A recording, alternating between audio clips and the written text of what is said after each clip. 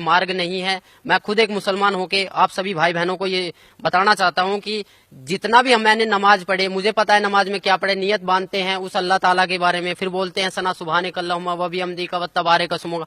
इसकी हिंदी निकाल के देखो, आप इसकी हिंदी निकाल के देखो, उसमें आपको कहीं भी नजर नहीं आएगा कि आप किसी परमात्मा की प्रार्थना कर रहे हो, क्योंकि ये प्रार्थना है ही नहीं, आप तो आदेश दे रहे हो। मैंने एक हिंदी निकाल के देखा, अल्हम्दुलिल्लाहि रब्बिल आलमीन अर्रहमानिर रहीम मालिक यौमिद्दीन इय्याका नअबुदु व इय्याका नस्तईन इहदिनस सिरातल मुस्तकीम सिरातल लजीना अनअमता अलैहिम गैरुल मगदूबी अलैहिम वनद्वालिन आमीन। ये प्रार्थना हम शुरू में पढ़ते थे, बट इसका कोई मतलब ही नहीं निकला। क्यों नहीं निकला?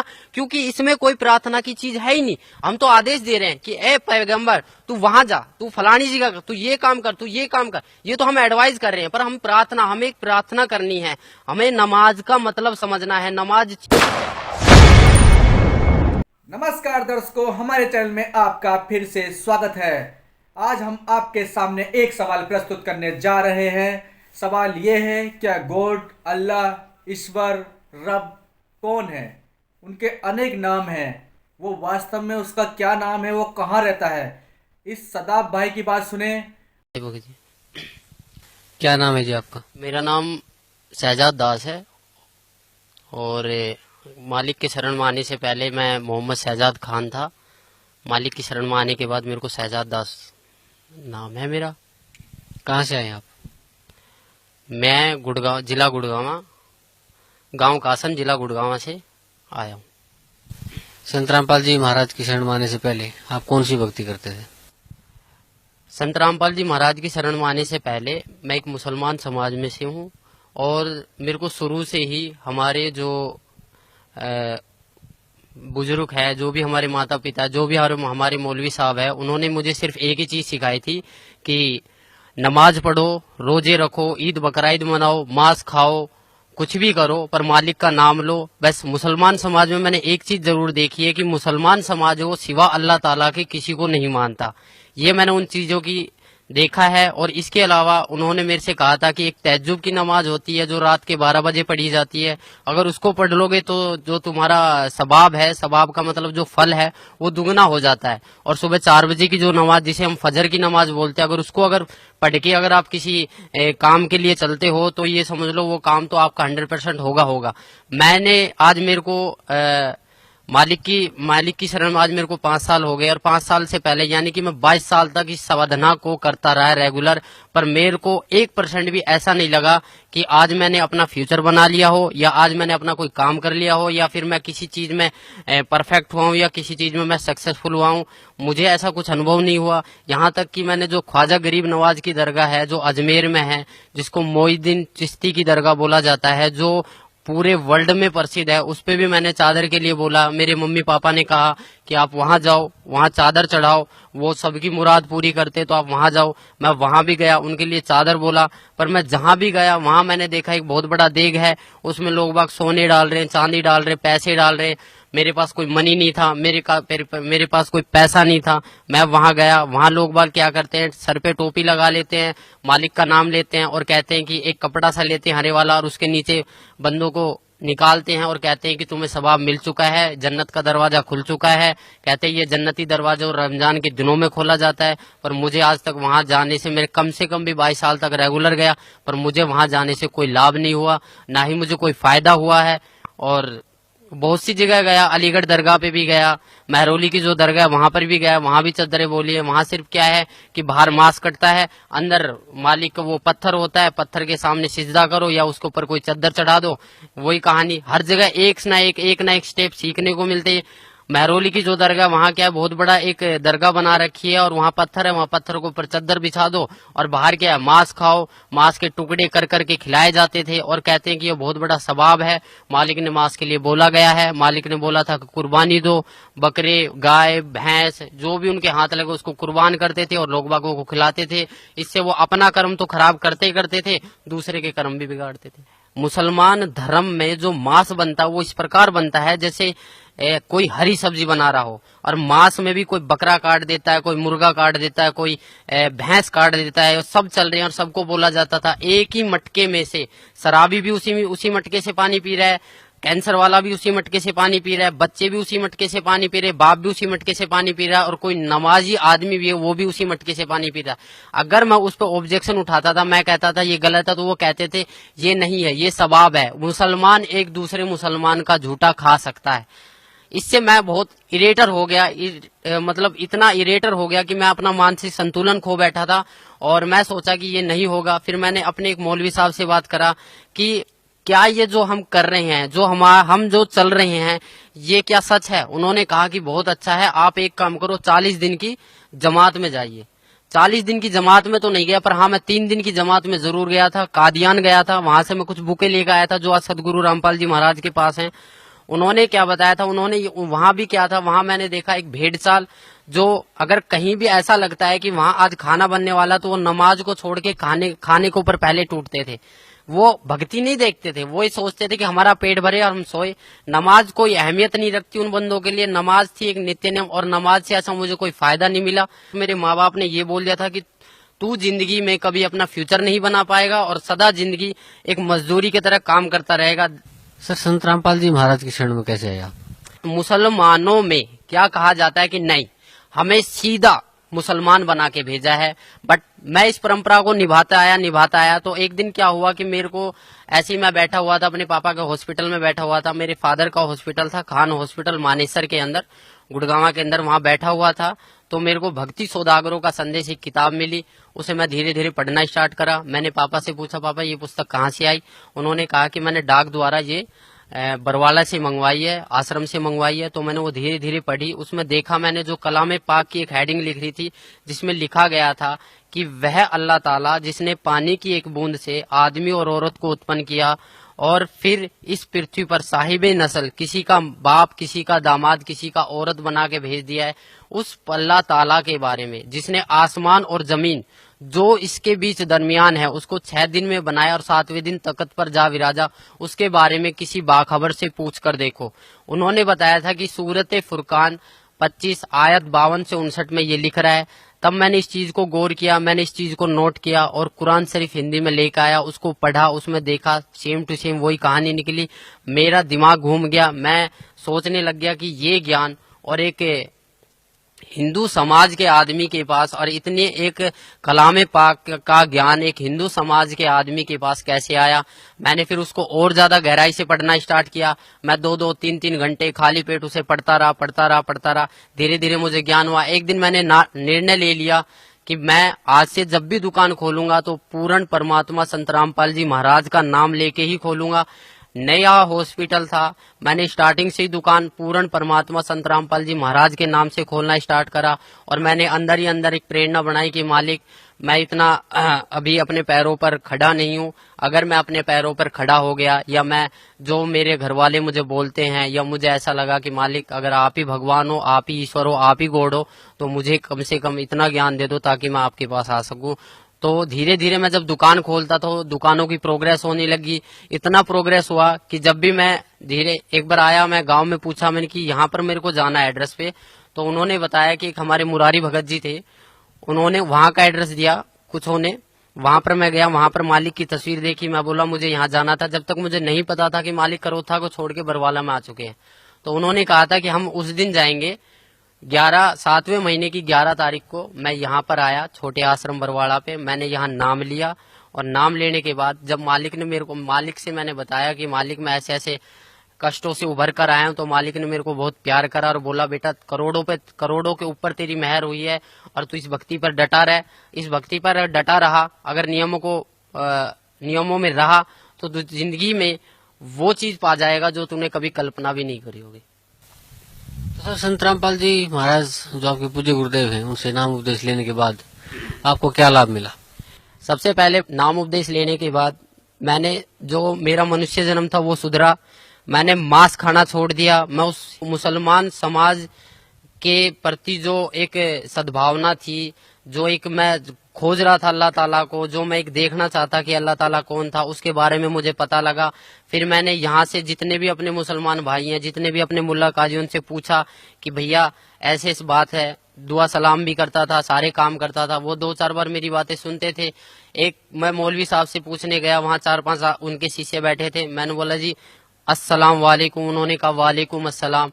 तो ऐसे ही माइंड में पर्सन घूम गया। मैंने कि जी इसका मतलब क्या होता है कि हम जो दुआ सलाम करते हैं अस्सलाम वालेकुम और वालेकुम सलाम। तो उन्होंने, हालांकि उन्होंने जवाब अपने तरीके से सही दिया, बट मुझे उसमें से कोई संतुष्टि नहीं हुई।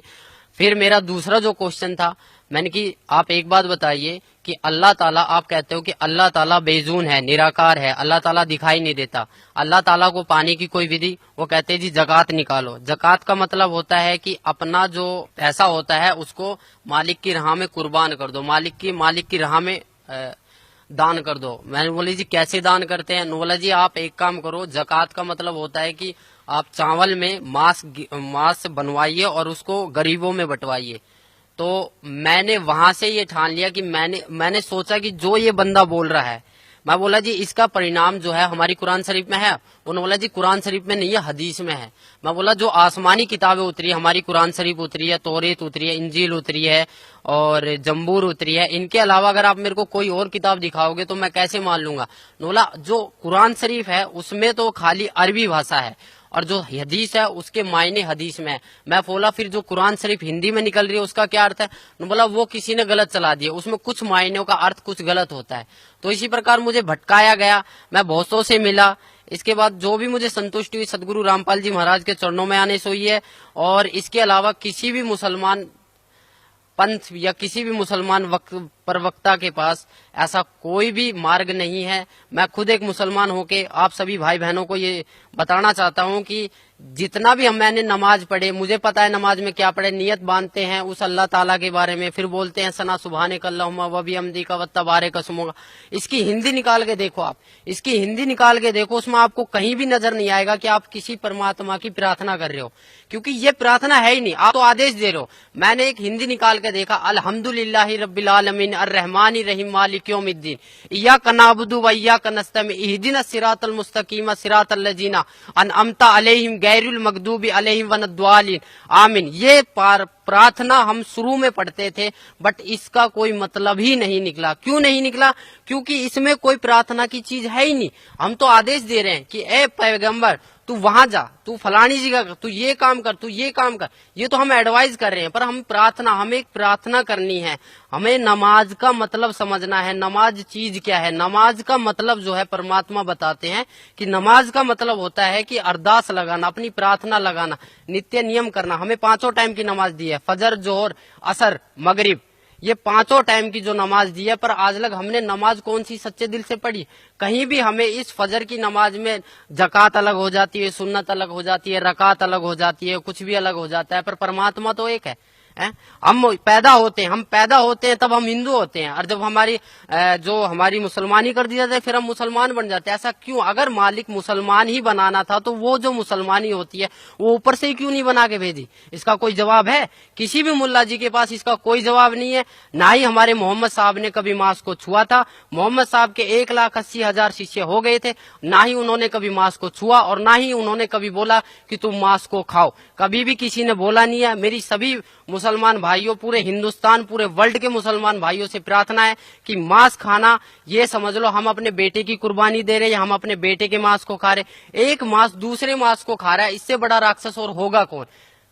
इसके अलावा आप खुद समझदार हो, आपके पास हमारे पूर्वज अशिक्षित थे। मेरी आप लोगों से प्रार्थना है कि आप मुसलमान हो के एक मुसल्ले ईमान बनो। मुसलमान का अर्थ होता है कि मुसल्ले ईमान, जो अपने ईमान पर रहे। पर हमारा ईमान कहाँ है? हमारा ईमान तो कुछ है ही नहीं। आज हम मांस खाते हैं, मांस खा के फिर झूठ बोलते हैं, फिर तंबाकू खा लेते हैं। पहले क्या था? पहले मुसलमान समाज में मुसलमान बंदे के ऊपर अगर दारू एक ऐसी चीज थी, अगर दारू गिर जाती थी तो वहां से उस शरीर के अंग को काट दिया जाता। पर आज पीते हैं, मस्जिद में दारू लेके चले जाते हैं, कुर्बानियां करते हैं, बकरे को काट देते हैं। बकराईद वाले दिन आपने खुद देखा होगा, साल में 2 त्योहार आते हैं, एक ईद और एक बकराईद। बकराईद वाले दिन ऐसा क्या करा था जो बकरे काट दिए जाते हैं? हजारों की संख्या में, यानी कि करोड़ों की संख्या में बकरे मारे जाते। क्या इनका पाप नहीं लगता? क्या वो मालिक से अरदास नहीं करते हैं कि हमारा एक पाप लगा है, हमें ऐसी योनि में क्यों डाला गया जो हमें कोई भी बंदा देखता वो काट के पटक देता, फिर हमारा मांस खाता है? मैं आप लोग सभी से ये प्रार्थना करता हूं कि अपना जीवन सफल बनाए। मनुष्य जीवन एक अनमोल है, इसको व्यर्थ ना करे। मुसलमान समाज जो है वो बहुत पाक समाज है। वो पाक इसलिए है क्योंकि वो सिवाय अल्लाह ताला के किसी को मानता नहीं है। पर आजकल का जो मुसलमान समाज है वो मुल्ला काजियों ने बहकाया जा रहा है।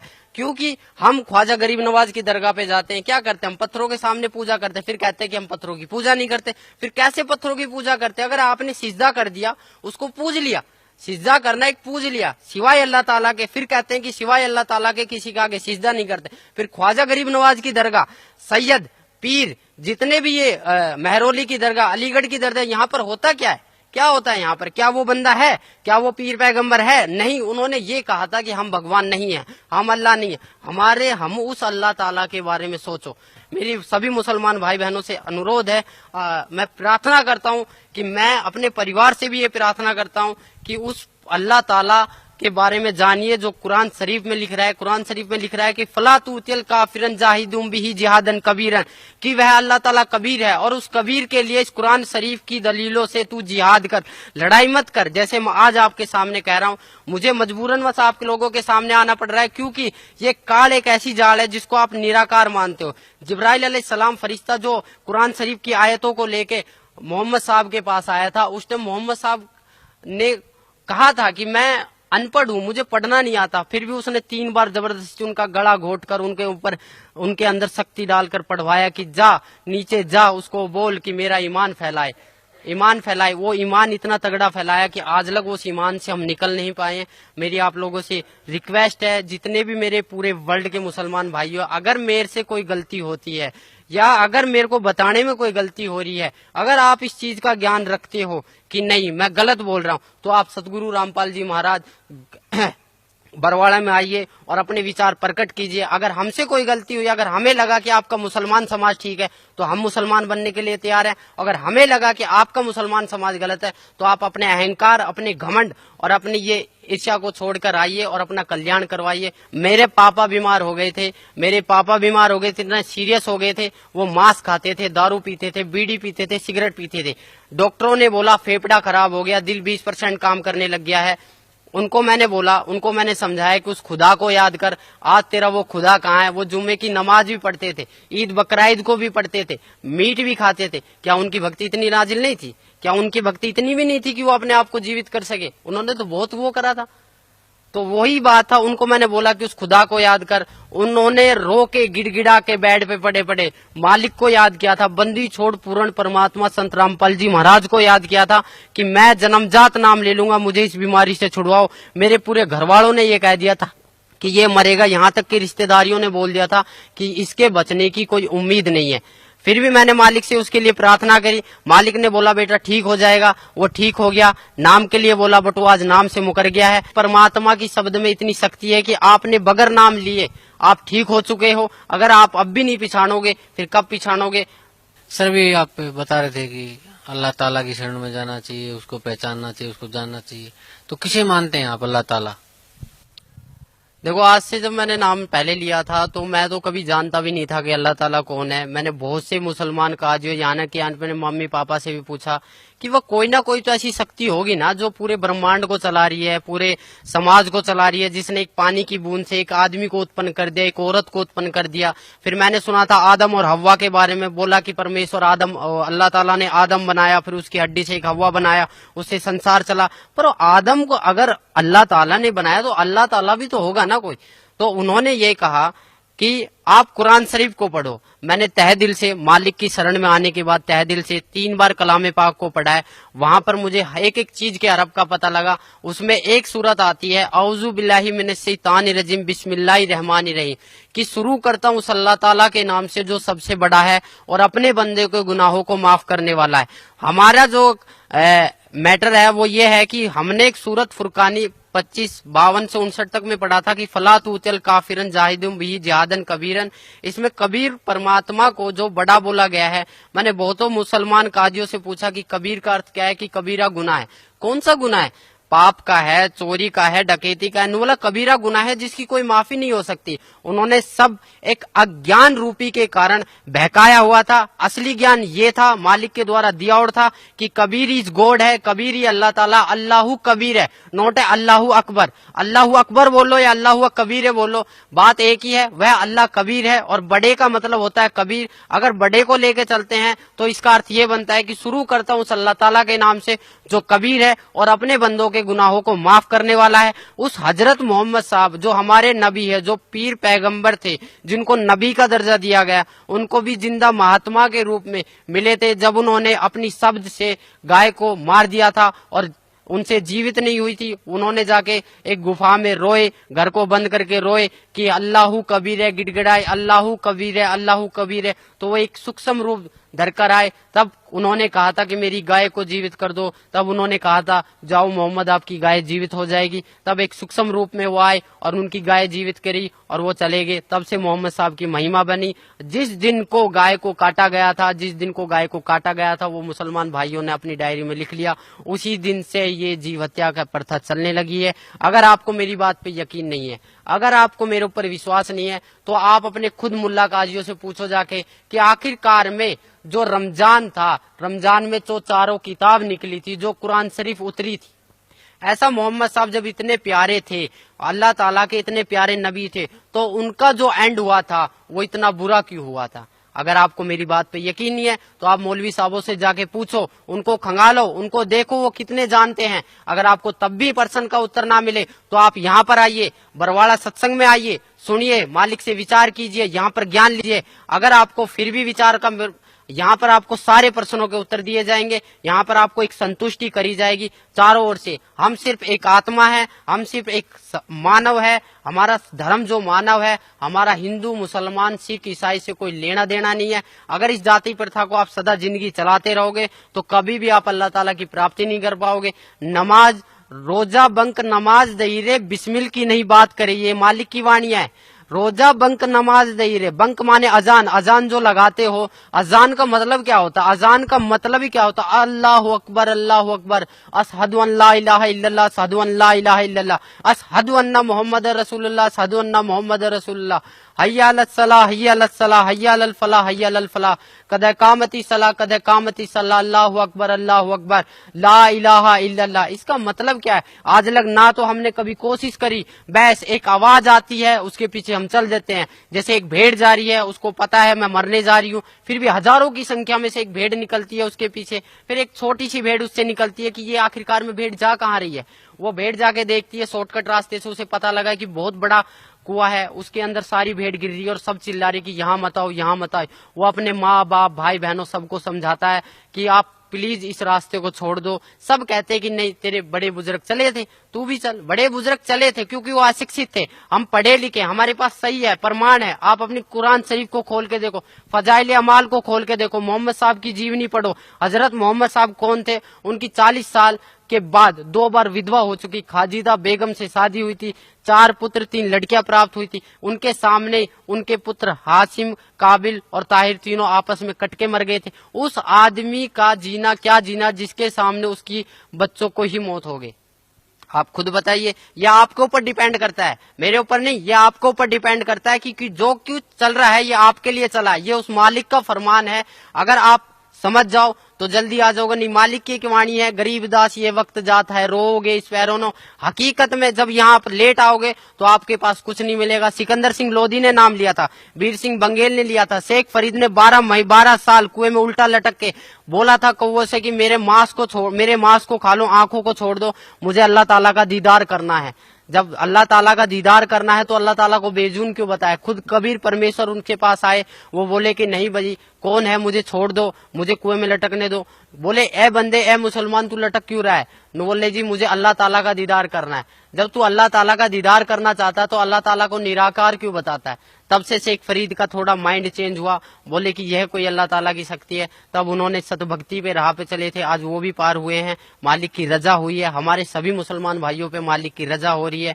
आपको अगर मेरी बात कड़वी लगे या मेरी बातों से आपके प्रति कोई दुख आए या मैंने किसी के प्रति कोई गलत व्यवहार किया है, आप खुद देखो अपनी कलाम पाक को उठा के, ना तो कहीं पर मुसलमान के बारे में ये लिखा है कि मुसलमान के लिए कुर्बानी लिख रही है। कुर्बानी का मतलब था कि अल्लाह ताला की राह पे अपनी बुराइयों को कुर्बान कर देना, ना कि बकरे को काट देना, मुर्गे को काट देना। हम जितने भी महीने साल में 2 जो त्योहार आते हैं, इस पर हम जितनी भी कुर्बानियां करते हैं, ये हमारे पाप कर्म जोड़ रहा है काल। अगर इससे आप मेरी बातों से अगर आपको थोड़ा बहुत भी कुछ मिले तो मैं आपसे रिक्वेस्ट, आपसे प्रार्थना या मेरे को कुछ भी समझ के बोल दीजिए। मैं उस परमेश्वर का कुत्ता हूँ जो आपको भोंक रहा हूँ और आपको जगाने की कोशिश कर रहा हूँ। आप आइए यहाँ आपको अगर कोई दिक्कत आती है, कोई शंका समाधान आती है, तो आप ज्ञान चर्चा कीजिए। अपने मुल्ला काजियों को भी उठा के लाइए जिन्होंने अब तक हमें इस राह से भटकाया है, अब तक हमें इस राह से भटकाया। अगर वो उसी टाइम ये बोल देते जब मांस को काटने लगे थे कि कलमे पढ़ने से जो मांस खाया जा रहा है वो हराम है, वो गुनाह है, उसकी सजा बहुत बुरी होगी, तो आज जितना भी मुसलमान समाज है ये मांस को नहीं छूता। इन्हीं की वजह से आज जो भी मुसलमान समाज का बंदा वो शुरू से मांस खाने लग जाता। जब हमें मालिक ने यहाँ भेजा था तो कुछ नियम बना के भेजे थे, उस नियमों को अगर हम तोड़ते हैं तो हम सीधा शैतान के पास जाएंगे, जहन्नुम में जाएंगे, दोजख की आग में जलेंगे।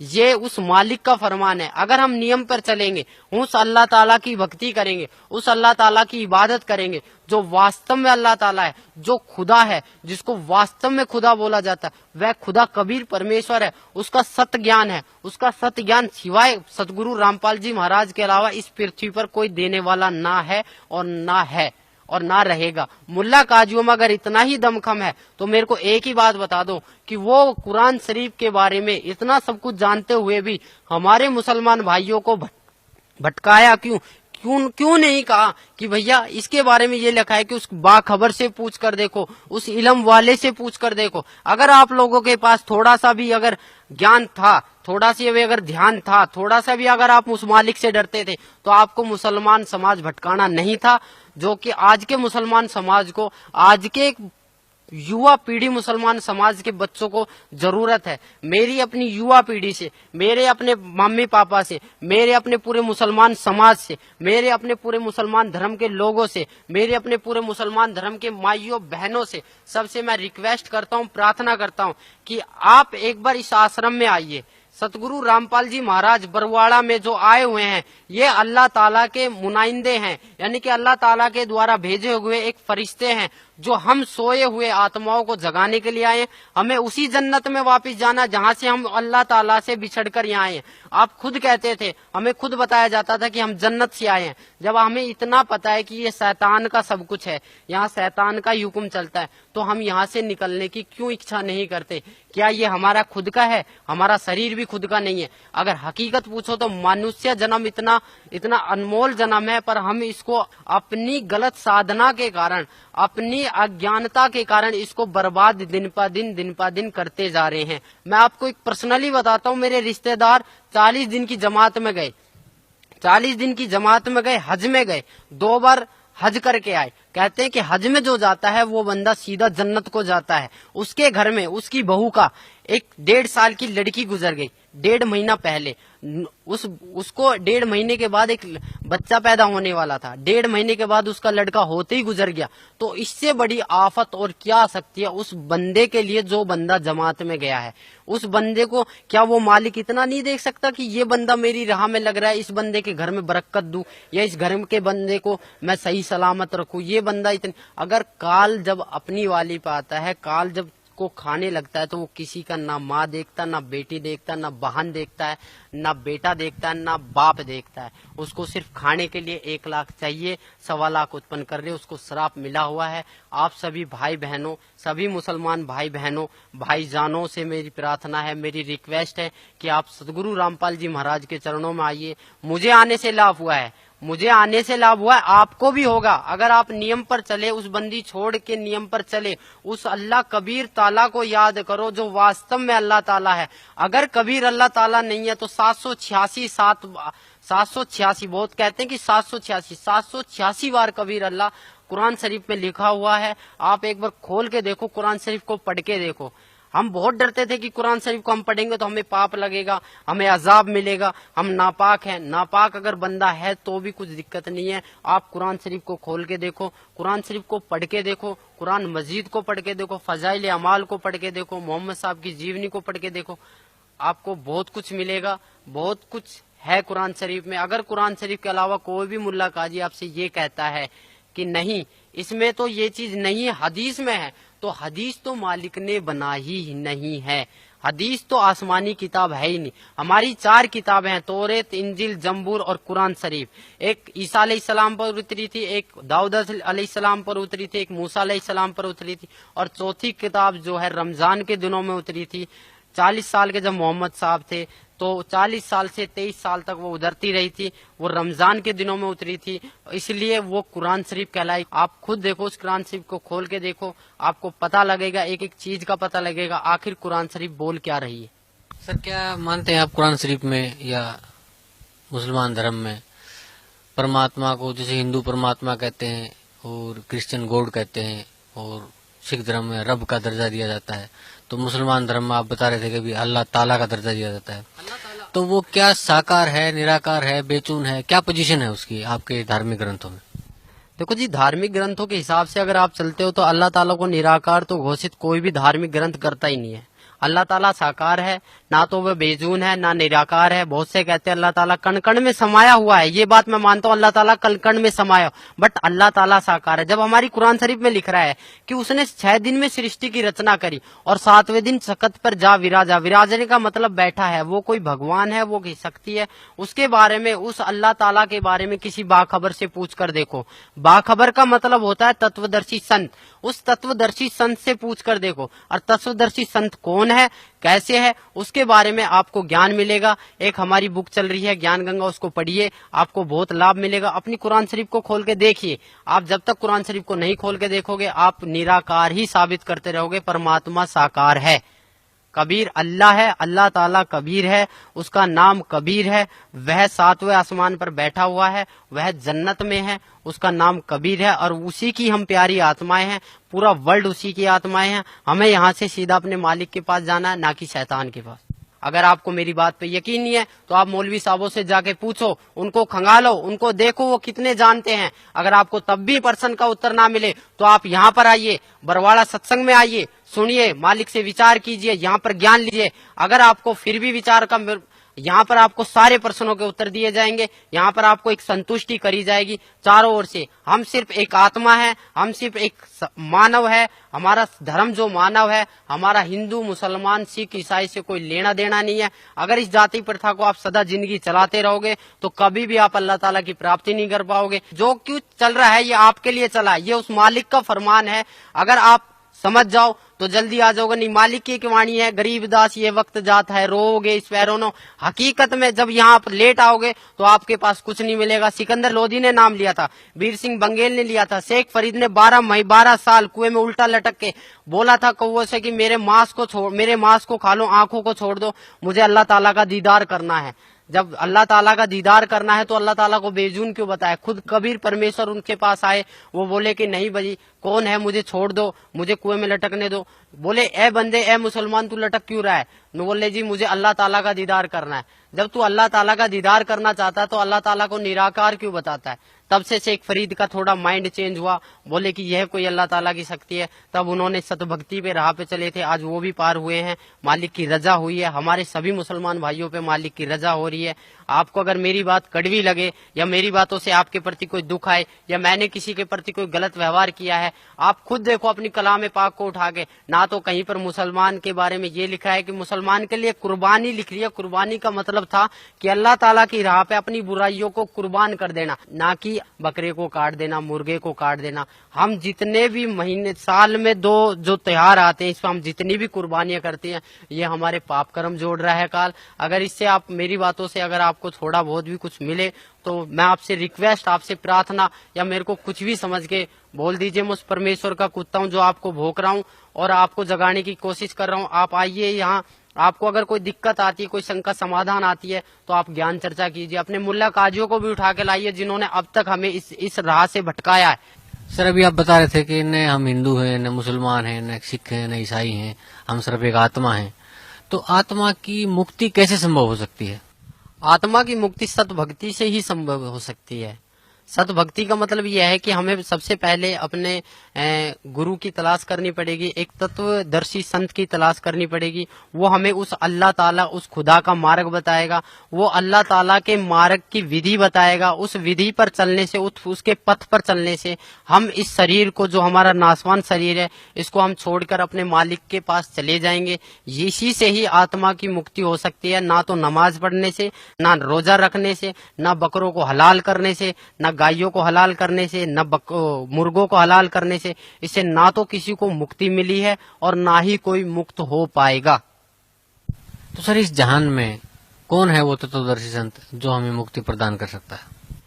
इस पृथ्वी पर एक सतगुरु रामपाल जी महाराज जी हैं, जो हमें, वो अल्लाह ताला के नुमाइंदे हैं, वो अल्लाह ताला के फरिश्ते हैं, वो अल्लाह ताला के भेजे हुए एक पैगंबर हैं। अगर आप उनके पास आके नाम दीक्षा, जो भी वो अल्लाह ताला की विधि आपको बताए, उसको अगर आप अपने सच्चे मन से एक तड़प के साथ, जिस प्रकार आप एक नमाज को तड़प के साथ, जिस प्रकार एक आप रोजे को तड़प के साथ करते हो, उसी प्रकार आप इस विधि को भी तड़प के साथ अगर कर लो, तो आप 100%, 101% आप पार हो जाओगे और उस जन्नत में चले जाओगे जहां वास्तव में ही खुदा है, जहां वास्तव में ही अल्लाह ताला है, जो साकार बैठा है, जो हमारे लिए बहुत रोते हैं, जो जिनसे हम बिछड़ के बहुत दुखी हुए हैं। इस संसार में ऐसा कोई सा भी मनुष्य नहीं है जिसके ऊपर दुखों का आप पहाड़ नहीं पड़ा है। अगर वो दुखों का निवारण और इस संसार, इस काल के जाल से छूटना चाहता है, इस शैतान के जाल से, तो वो सतगुरु रामपाल जी महाराज की शरण में आए। यही वो खुदा है, यही वो गॉड है, यही वो ईश्वर है, यही वो भगवान है, यही वो अल्लाह ताला है, यही वो अल्लाह ताला है, यही वो खुदा है जो आपको इस काल के जाल से मुक्त करवा सकते हैं। अन्यथा इस पृथ्वी पर ना तो किसी मुसलमान के प्रवक्ता के बस की है, ना किसी नमाज के पढ़ने से होगा, ना रोजे रखने से होगा, ना ही आपको कुरान, ईद और बकरा ईद मनाने से होगा, ना ही आपको मांस काटने से होगा। सबसे पहले आप आइए और मांस को छोड़ने की कष्ट कीजिए, क्योंकि हम जितनी जीव हत्या करेंगे उतना ही हमारा पाप कर्म बढ़ता ही चला जाएगा। ये कुरान शरीफ में भी लिख रहा है कि मनुष्य अपने जीव के स्वाद के लिए इस कर्म को कर रहा है, अन्यथा कोई कर्म नहीं है। ना ही तो कहीं मुसलमान वो कुरान शरीफ में लिख रहा है, ना ही कहीं फजाइल अमाल में लिख रहा है। आप किसी भी एक अच्छे मौलवी काजी से पूछोगे कि आप इस मीट को जायज है नाजायज, तो वो 100% आपको यही बोलेगा कि ये नाजायज है, खाली एक जीव का स्वाद है, इसके अलावा और कुछ नहीं। अगर आप मालिक के पास जाना चाहते हो, सब एक भाई हो, सभी एक बाप की संतान हो, उस बाप को पहचानो और उस बाप की शरण में आइए। और इसके अलावा आप लोगों से क्या कहूँ, आप सब समझदार हो, मेरे से ज्यादा आप पढ़े लिखे हो, मेरे से ज्यादा आप जानकारी रखते हो। जितने भी मुल्ला काजी, जितने भी काजी साहब, जितने भी मुसलमान भाई मेरे सब चीजों को सुन रहे हैं, मेरी आवाज आप तक कानों तक जा रही है, तो प्लीज मेरी आपसे अरदास है, मेरी एक रिक्वेस्ट है, मेरी एक प्रार्थना है कि कम से कम आप उस कुरान शरीफ को खोल के देखो, जो आपने 20-25 साल से वो कुरान शरीफ खोल के नहीं देखी। जब तक आप उस कुरान शरीफ को खोल के नहीं देखोगे, तब तक इस ज्ञान को पाना, उस अल्लाह ताला को पाना आपके लिए इम्पॉसिबल नहीं, बड़ा कठिन सवाल हो जाएगा। आज तक हमें खुद नहीं पता कि वो अल्लाह ताला कौन है, और हम अपने बच्चों को क्या बताएंगे कि वो अल्लाह ताला कौन है।